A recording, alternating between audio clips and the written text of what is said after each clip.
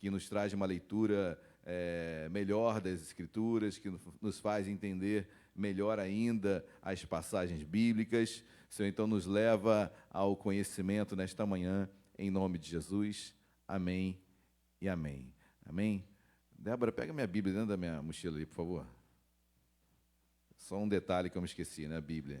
A Bíblia é importante. Amém?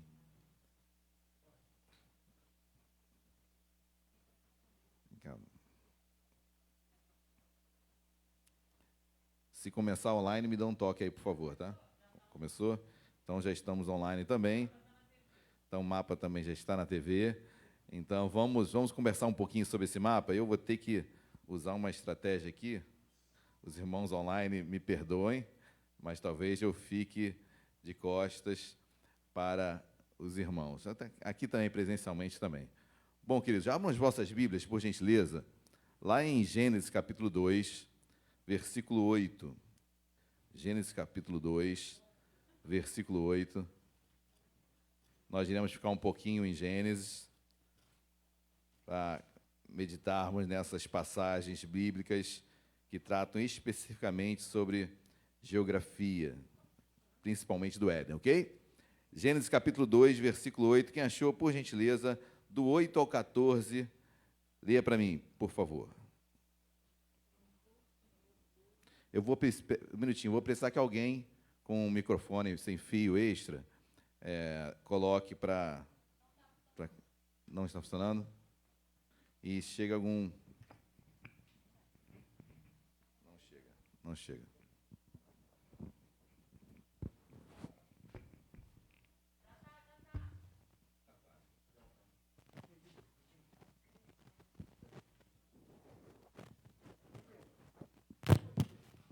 Sheila, por favor, pode ler. Espere o microfone. Isso. Do versículo 8 ao 14, por favor. E plantou o Senhor Deus um jardim no Éden, na direção do Oriente, e pôs nele o homem que havia formado. Do solo fez o Senhor Deus brotar toda sorte de árvores agradáveis à vista e boas para alimento. E também a árvore da vida, no meio do jardim, e a árvore do conhecimento do bem e do mal.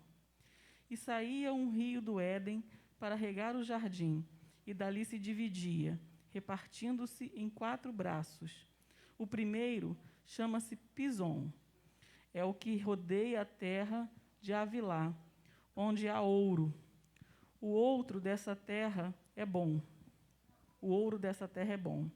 Também se encontram lá o bidélio e a pedra de ônix. O segundo rio chama-se Gion, é o que circunda a terra de Cuxi. O nome do terceiro rio é Tigre, é o que corre pelo oriente da Assíria. E o quarto é o Eufrates. Maravilha. Então, vamos lá, gente. Vamos estar meditando um pouquinho nesse mapa. Vamos olhar um pouquinho para ele. É interessante que a Bíblia menciona aí em Gênesis 2, versículo 8, 4 rios, né? Não são 4 rios? Quais são eles, por favor? Pison, Gion, Tigre e Eufrates, né? Então, a gente sabe que o Gion e Pion são 2 rios que os leitos não foram encontrados ainda pelos arqueólogos, então nós não sabemos a localização exata. Mas o Tigre e o Eufrates, nós sabemos muito bem. O Tigre aqui mais ao norte e o Eufrates aqui mais ao sul, ok?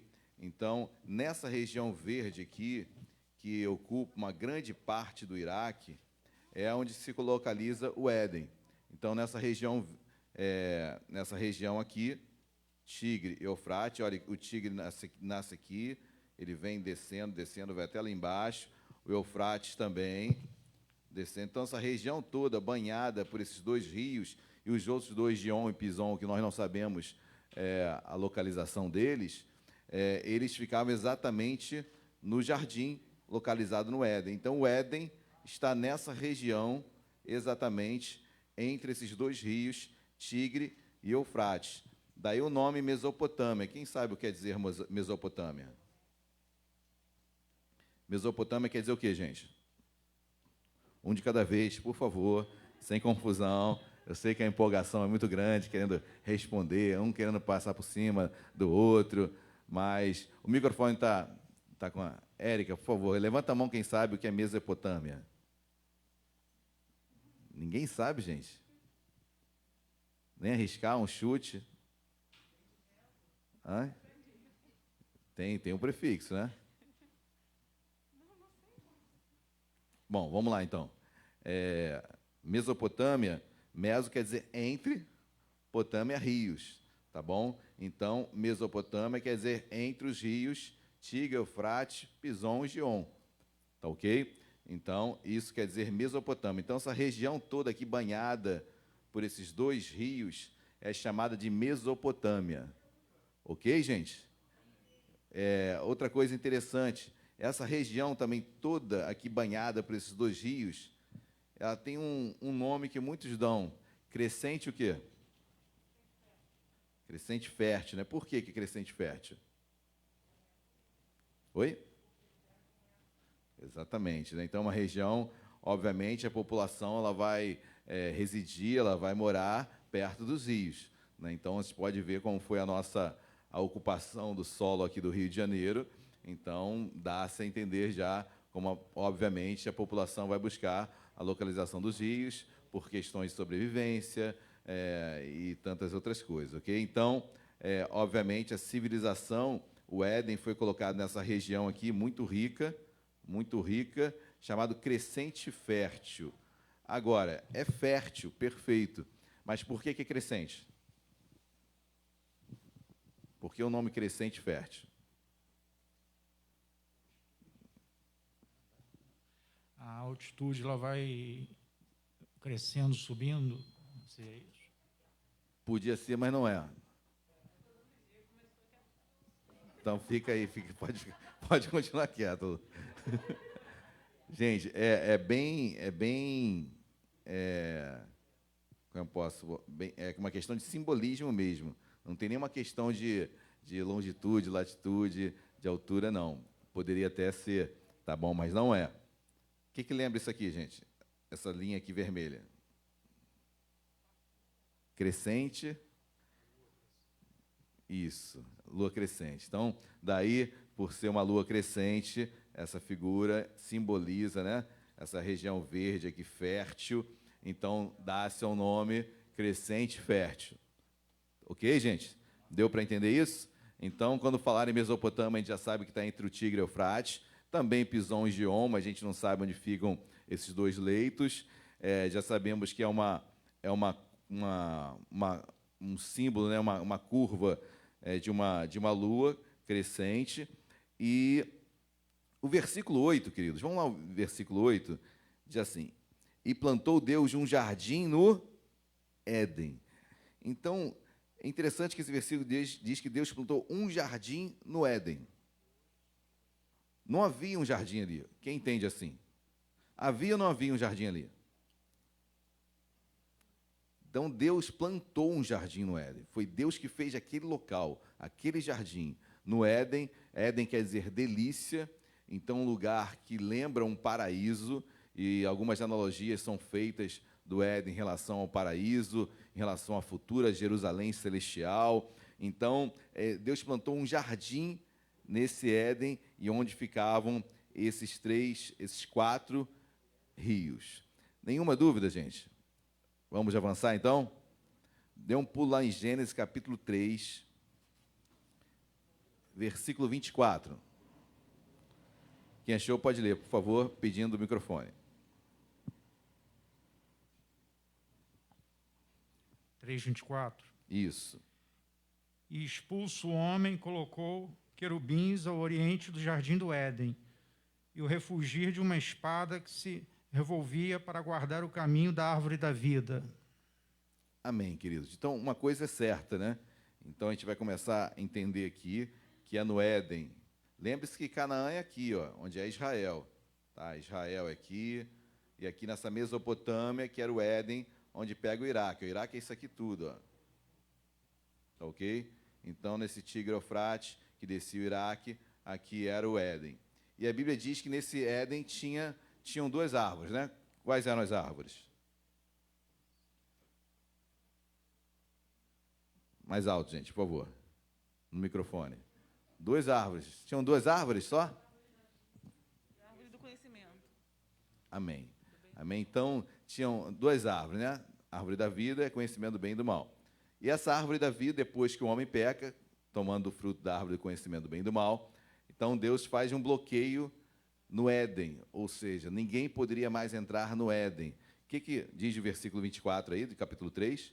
Colocou o quê? No Oriente. Querubins no Oriente do Éden. O que é o Oriente do Éden, queridos? Então, essa parte aqui oriental, né? Então, o leste, né? Então, essa parte aqui, em alguma região do Éden, ao leste, ao oriente, que nós não sabemos exatamente, Deus coloca querubins na porta. É isso que diz o versículo? Lê para mim aí, por favor. 24. Isso. Havendo lançado fora o homem, pôs querubins ao oriente do jardim do Éden, e uma espada flamejante que se revolvia por todos os lados, para guardar o caminho da árvore da vida. Então, queridos, assim, querubins foram colocados ali, a Bíblia não diz quantos querubins foram colocados, mas foi ao oriente do jardim do Éden, e com uma espada que se revolvia, para guardar o caminho da árvore da vida. Então, foi bloqueado o caminho para a árvore da vida.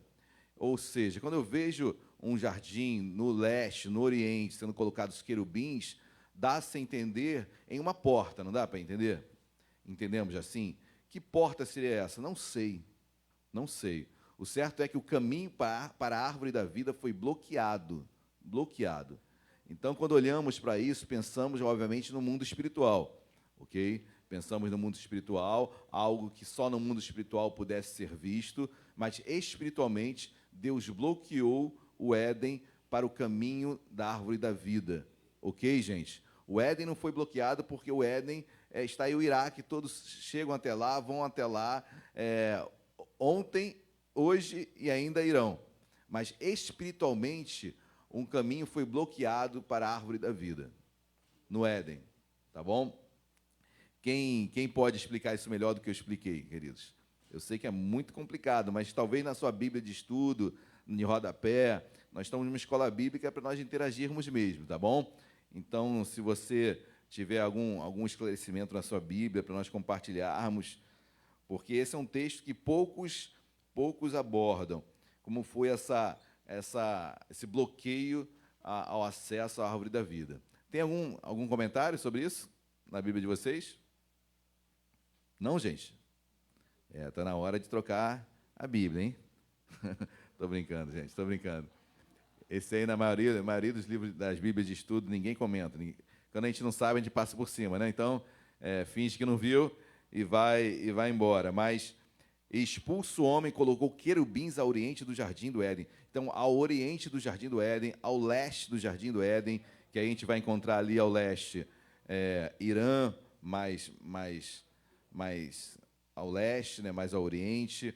Mas o certo é que algum lugar, e esses querubins, eles bloquearam o acesso à árvore da vida. Ok? Amém ou não? Capítulo 4, versículo 16, quem pode ler, por favor?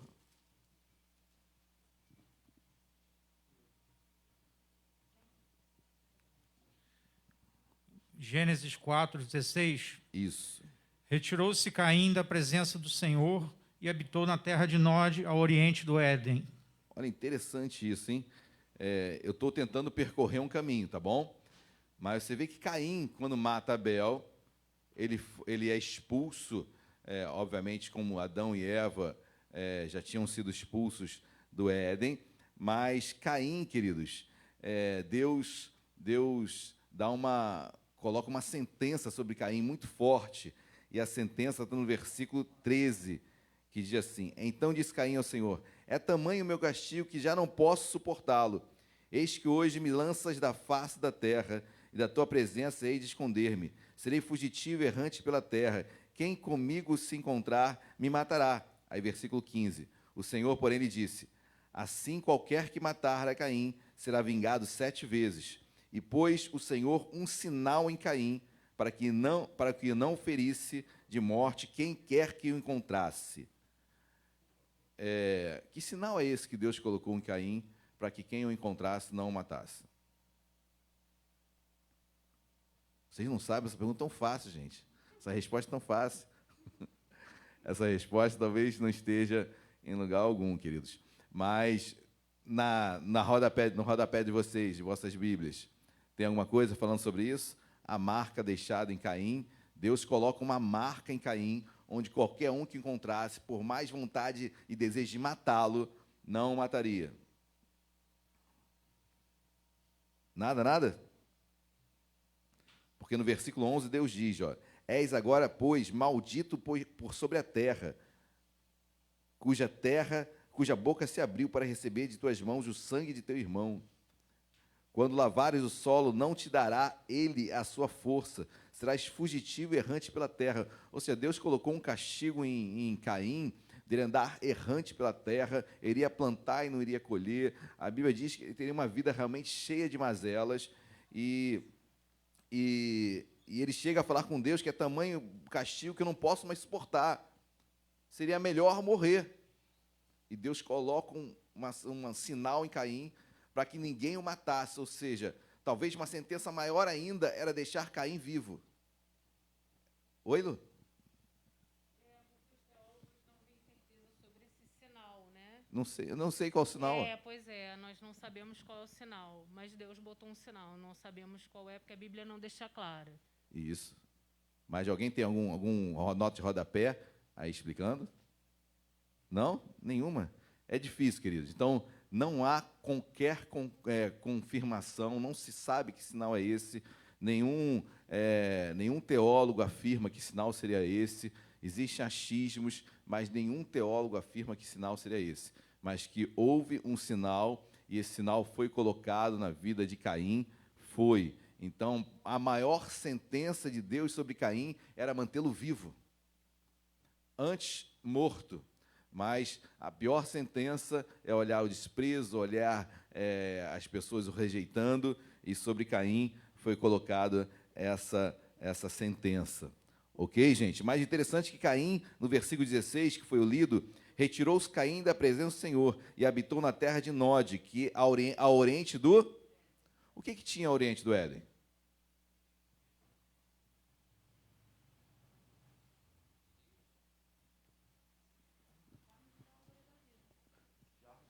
Jardim,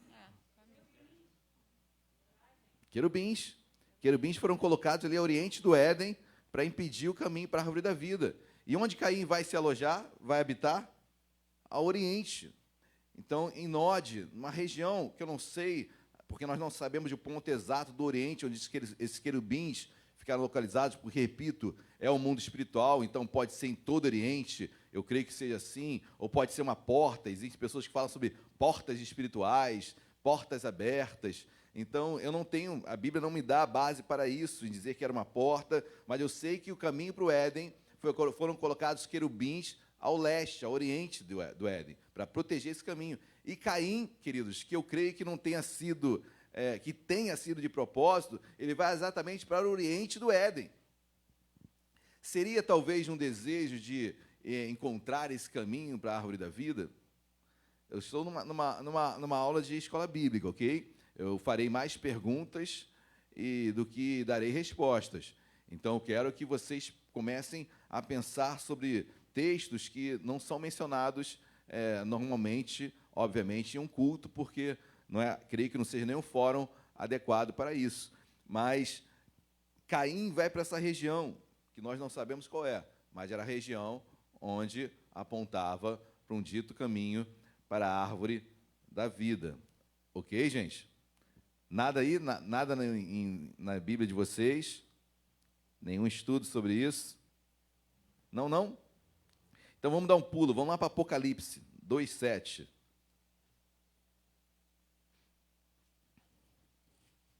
Apocalipse 2:7. Onde está a árvore da vida, meus amados? A arca nós sabemos que ela foi que ela foi tomada, roubada, e não sabemos realmente onde ela está. Mas e a árvore da vida? Apocalipse 2:7, quem pode ler, por favor?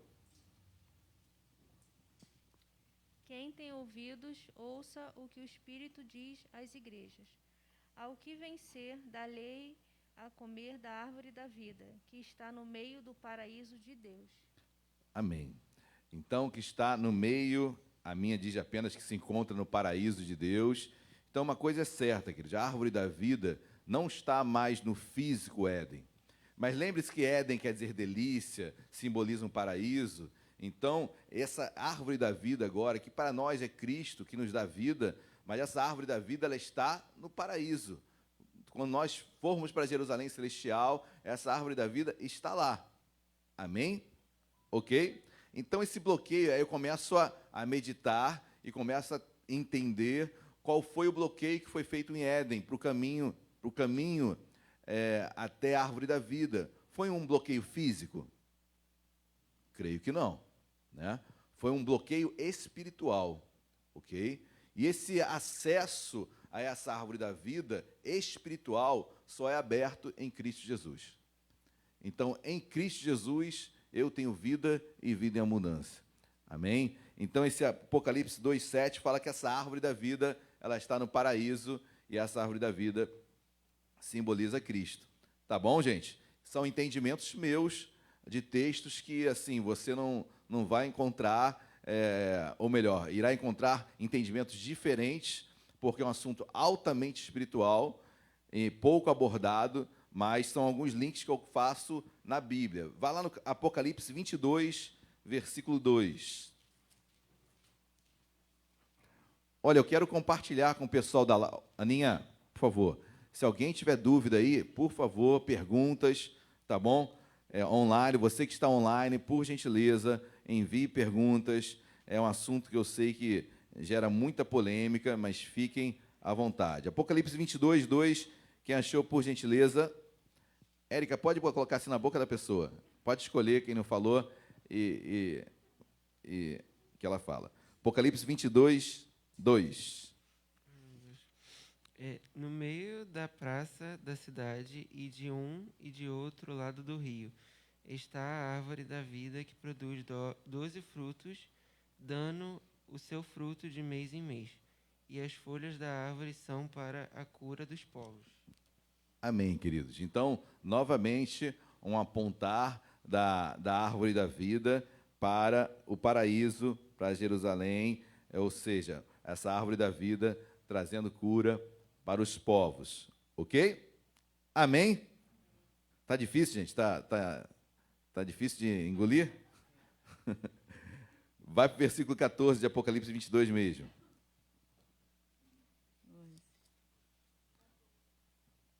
A Bíblia se autoexplica. Bem-aventurado aqueles que lavam as suas vestes no sangue do Cordeiro, para que tenham direito à árvore da vida e possam entrar na cidade pelas portas. Amém. Olha que interessante. Bem-aventurados aqueles que lavam as suas vestiduras no sangue do Cordeiro, Jesus. Esses que têm encontro com Jesus, para que lhe assista o direito à árvore da vida. Então, em Cristo, eu tenho vida. Tá bom? Daí o entendimento da porta aberta, essa porta espiritual, só Cristo abrindo. Então, nós temos acesso a essa vida e vida em abundância. 19, versículo 19. Quem pode ler? E se alguém tirar qualquer coisa das palavras do livro dessa profecia, Deus tirará a sua parte da árvore da vida, da cidade santa e das coisas que se acham escritas nesse livro. Amém. Então, é importante nós entendermos isso, tá bom, gente? Então, o bloqueio que houve em Éden é um bloqueio espiritual. Esse bloqueio, ele é tirado em Cristo Jesus. Nós temos acesso à vida e vida em abundância. Amém, queridos? Deu para entender isso? Deu ou não deu para entender? Melhorou ou dificultou? Pastor, é melhor nem saber disso. O pastor estava tão bem como estava, mas agora complicou mais. Bom, então entendemos onde, ou melhor, no mundo espiritual, querubins foram colocados ao leste, ao oriente do Éden, bloqueando o acesso à árvore da vida, ok? A árvore da vida que se encontrava no jardim que Deus colocou no Éden. Então, essa árvore da vida, a partir do momento que o homem peca, é bloqueada a entrada com querubins, que nós não sabemos quantos, mas foram colocados ali querubins. E aí, Caim, de uma forma até, no mínimo, duvidosa, ele vai morar, residir aonde? Exatamente no oriente do Éden, ou seja, onde Deus colocara os querubins impedindo a entrada, o acesso à árvore da vida. Então, olha como Caim, mesmo depois da exortação que Deus colocou nele, aparenta mais um sinal de rebeldia, de querer encontrar a entrada bloqueada da árvore da vida, ok? Se vocês forem ler depois Gênesis capítulo 3, toda a genealogia de Caim, você vai ver que a genealogia de Caim é terrível. Então, na genealogia de Caim nasce idolatria, na genealogia de Caim nasce homicídio, ou seja, adultério, poligamia, então tudo na geração de Caim. E como Deus falou, Deus colocou uma marca em Caim para que qualquer um que o ouvisse não o matasse. Então, para Caim, era até melhor que ele morresse. Mas Deus coloca um sinal nele para que todos que passassem não fizessem nada de mal com ele, não tentassem matar, porque ele teria que sofrer em vida tudo o que ele fez. A Bíblia diz que o sangue de Abel clamava por Deus. Então, por mais que Caim tentasse esconder o que ele tinha feito com seu irmão, Deus fala: Caim, o sangue de Abel clama-me, clama-me. Então, foi o primeiro homicídio na terra. Tá ok, queridos? Bom, vamos lá, falamos do crescente fértil, falamos da Mesopotâmia. Esse caminho aqui é um caminho interessante. Quem faz esse caminho aqui, que sai de Ur e vai até Canaã? Quem foi esse homem que fez isso? Abraão, né? Então, Abraão habitava em Ur dos caldeus. Então, a Caldeia é ali no sul, no iniciozinho do caminho vermelho. Abram as vossas Bíblias, por favor, em Gênesis capítulo 10. Gênesis 10. Na verdade, Abraão, até depois disso, eu vou abrir outro mapa aqui, rapidamente. Gênesis capítulo 10. Se não cair, porque é bem típico meu. Eu falei que ia acontecer, gente. Eu falei que isso ia acontecer. Eu, para coisas manuais, eu sou terrível, gente. Misericórdia, né? Ao vivo é mais bonito, né? Bom, gente, assim, tá dando para ver na televisão? Tá? Então vamos mudar para a televisão? Estava aqui no meio, mas abriu, rasgou, não adianta. Eu já antecipei o que iria acontecer.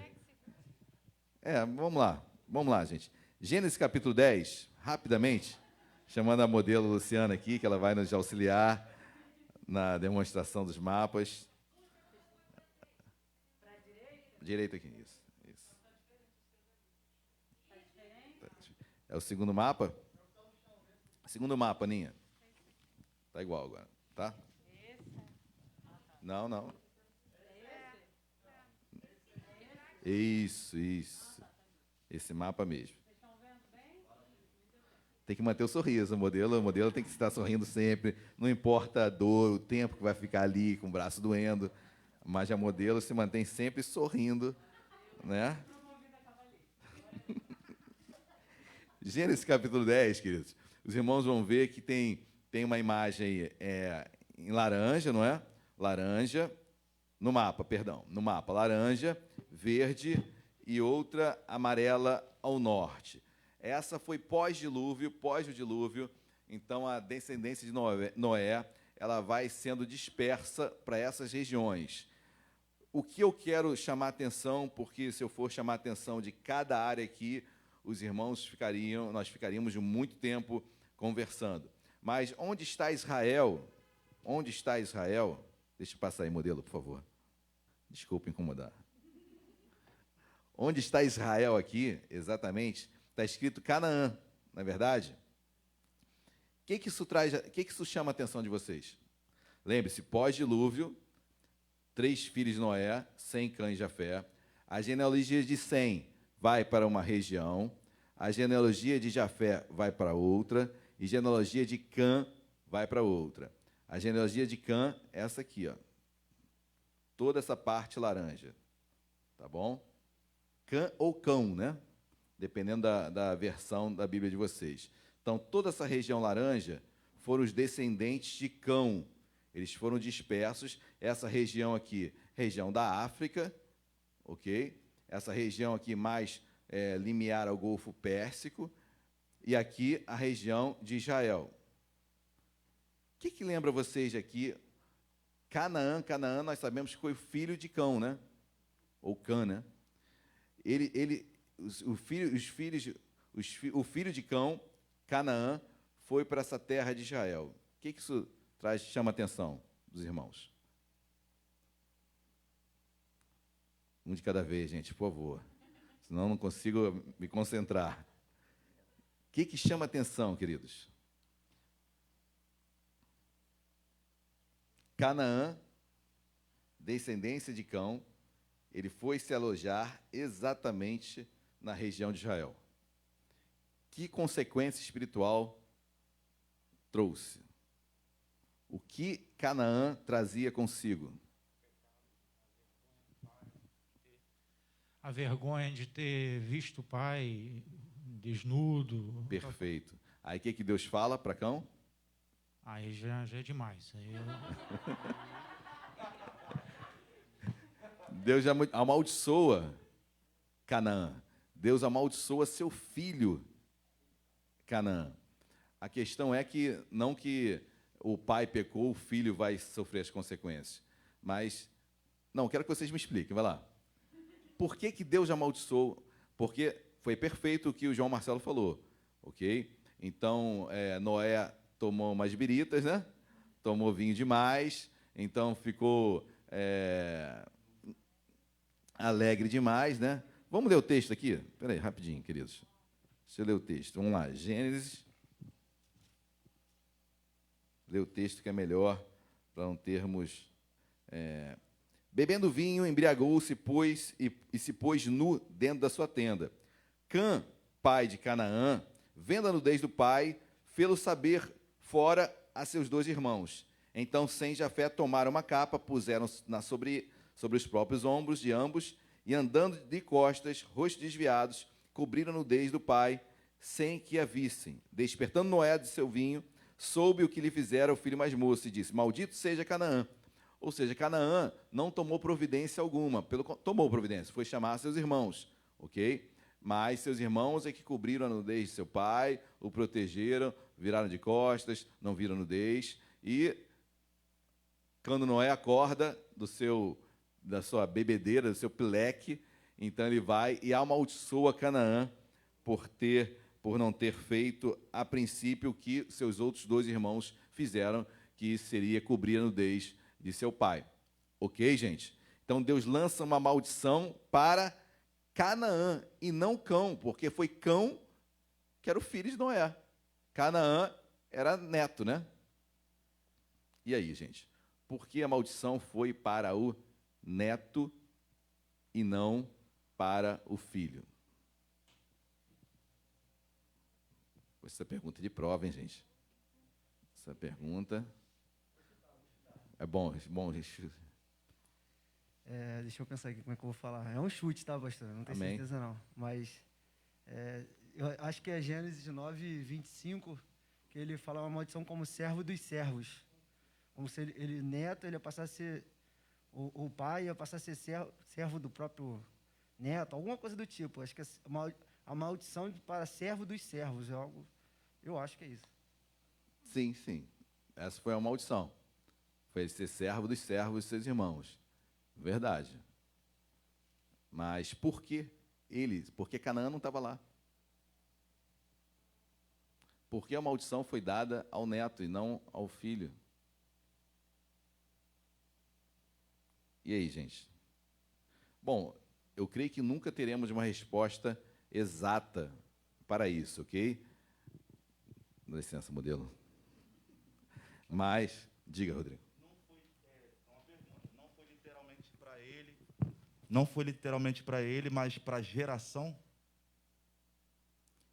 Foi para Canaã, e aí realmente vem sobre toda a descendência de Canaã. Não pegou Cão, né? A maldição foi para Canaã, mas a partir de Canaã todos sofreram as consequências, são chamados cananeus. Daí vem os cananeus, ok?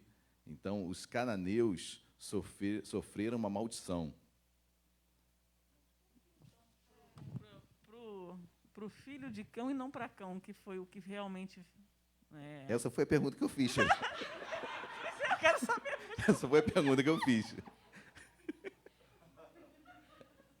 Na verdade, essa foi a pergunta que foi feita. Mas... Sheila, isso aí, é BDS mesmo.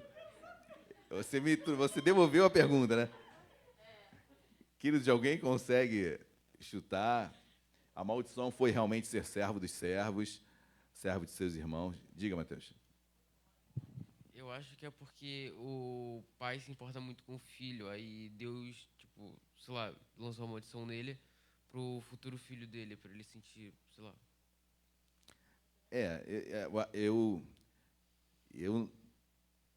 É uma possibilidade, mas eu não entendo que seja assim, não. Tá bom, Mateus? Para estar maltratando mais o pai pelo erro, colocar uma maldição para o filho. Certamente a dor do pai seria muito maior. E certamente foi. Ver seu filho sendo amaldiçoado dessa forma. Tá bom? Mas o que o filho tem a ver com isso? Né? Então, é uma situação complicada. Vamos lá, gente. Eu vou também. Diga, vai lá, João. No 26 eu tenho uma dúvida aqui, porque fala, e ajuntou, bendito seja o Senhor, Deus de Sem, e Canaã lhe seja servo. Tem alguma coisa a ver com isso? Você botou qual versículo? 26? Versículo seguinte, o 26. E ajuntou, bendito seja o Senhor, Deus de Sem, e Canaã lhe seja servo. Bom, ratifica o que o Alon falou, só que agora deu uma firmeza maior, porque quem é Sem? Sem, queridos. Sem é o verdinho. Da onde vem os semitas. É toda essa região verde aqui. Então, Cão, descendência toda de Cão, ocupou laranja.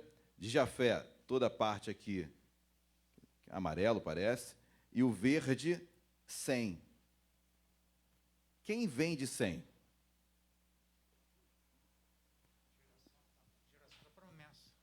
Qual a geração da promessa, João? Abraão, João, Isaac, perfeito. Jacó. Espetacular. Amém?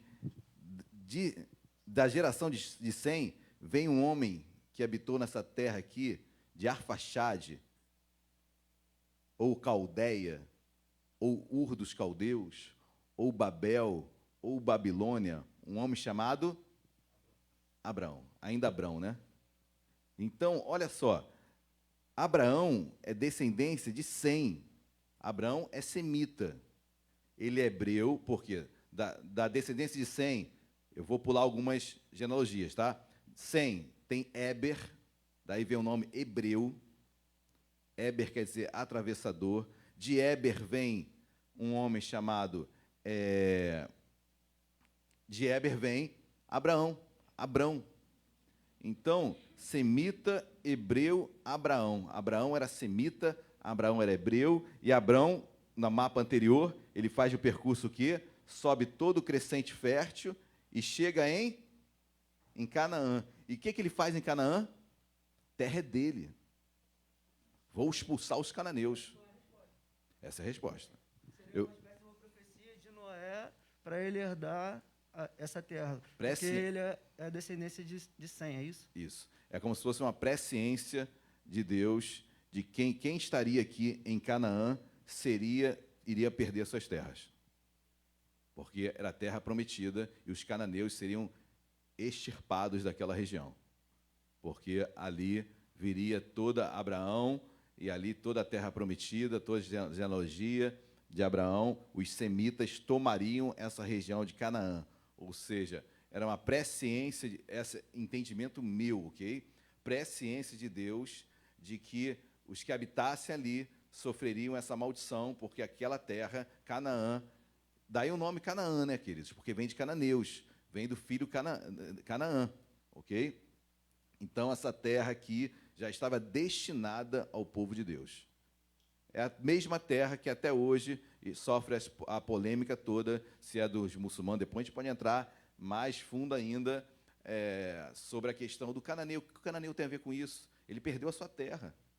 Vai falar para os árabes agora, depois de 1948, que voltaram para Jerusalém, e os árabes tiveram que sair. Então, é uma questão muito, muito boa de se conversar, muito profunda, mas eu quero que os irmãos entendam que a maldição foi dada a Canaã, porque Canaã seria o povo que habitaria a terra de Israel, que é a terra prometida por Deus para a descendência de Sem em Abraão. Pastor, esse contexto todo aí tem alguma coisa a ver com a fala de Jesus para a mulher cananeia? Tem a ver, porque a mulher ela explica. É cananeia ou sírio-fenícia, que diz, né, em algumas versões, né? Então, a Síria, é interessante que Jesus fala bem claro que ele não veio para ela, né? Não vou tirar dos filhos para dar para os cachorrinhos. Então, porque naquele momento, claro que isso aí já é uma época bem à frente, né? Então, Jesus, naquele momento, ele tinha que ir até os judeus, para depois, através dos judeus, a palavra chegar a todos os povos, ok? Mas não que Jesus estivesse desprestigiando ou preferindo um povo, é somente uma prioridade, porque os judeus já conheciam os mandamentos, então eles aceitariam Jesus e levariam a palavra para sírios, fenícios, tá ok?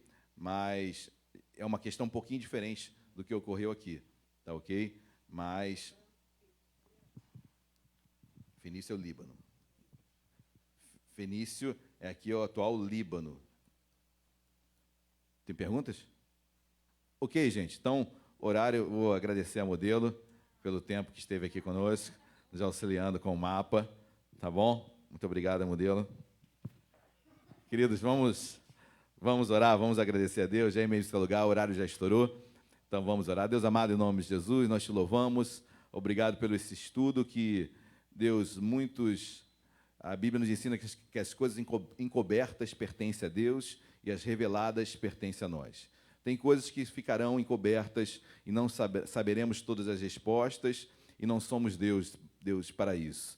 Então, eu te peço, mas sobre aquilo que tu tens para nós, Senhor, nos revela, nos ensina, que possamos crescer no conhecimento, na palavra, em todos os sentidos. Abençoa o teu povo, nos dê um culto abençoado nesta manhã, em nome de Jesus. Amém e amém. Amém, queridos? Vamos dar uma salva de palmas para Jesus. Glória a Deus.